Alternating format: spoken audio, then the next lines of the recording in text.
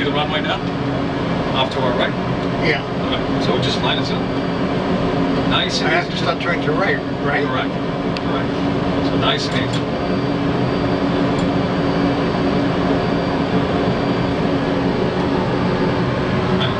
A little bit tighter. Just a little bit. That's it. Not too much.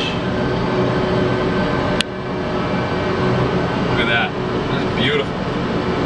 500.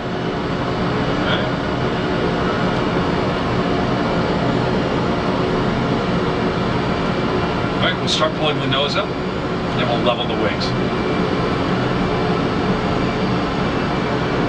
Like an ace. Look at that. You know, you can parallel park a school bus. You can land a 7.3. Yep. All right, so just level out the wings. 100. Throttles are yours. Right hand on the throttles, and we're gonna nice and easy bring the throttles all the way back when you hear 50. All right, nose can come down just a little bit. 50. All right, throttles all the way back. Nose up. 30. Nice and easy. 20. That's it. 10. Beauty.